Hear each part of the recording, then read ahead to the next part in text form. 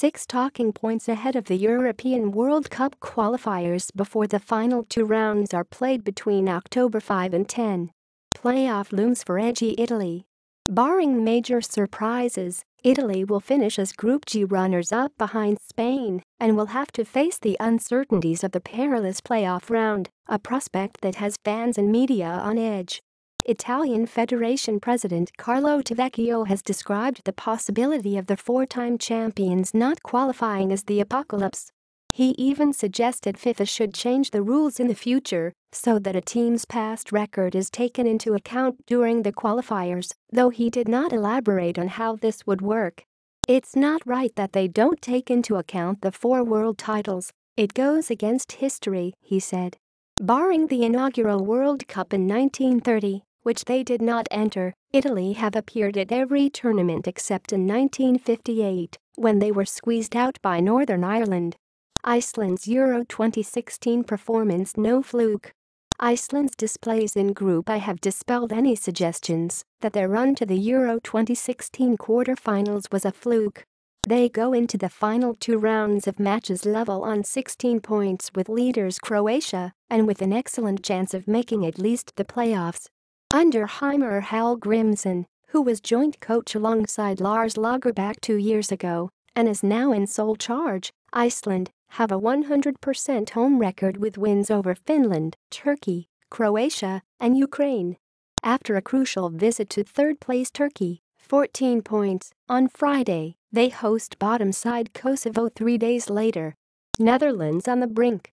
Italy's problems are minor compared to Netherlands, who must win away to Belarus on Saturday and then beat Sweden at home, probably by several goals, next Tuesday to have a realistic chance of finishing second in Group A and making the playoffs. Their campaign, featuring home and away defeats by France and a loss in Bulgaria, has already cost coach Danny Blind his job, with the reins being handed to old favorite Dick Advocaat, recalled for a 3rd stint in charge at the age of 70.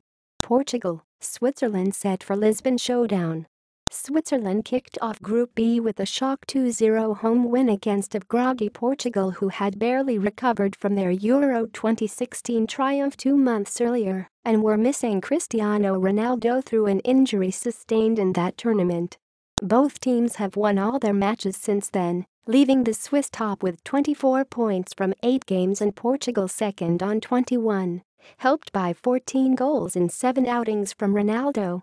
If Switzerland beat visiting Hungary on Saturday and Portugal win in Andorra, that will set up a showdown in Lisbon on October 10, where the European champions, who have a far superior goal difference, could snatch top spot by beating the Swiss. Big night for Montenegro. Tiny Montenegro face one of the biggest matches in their short history when they host Denmark on Thursday. The teams, second and third respectively in Group E, are level on 16 points, 3 behind leaders Poland. Montenegro, led by Sevilla midfielder Stevan Jovetic and Atletico Madrid's Stefan Savic, are bidding to qualify for their first major tournament since independence in 2006. Montenegro, with a population of only 650,000, beat Denmark away and, with a tough visit to Poland in their last match, would ideally need to beat the Danes again to stay on course. Glimmer of hope for Scotland.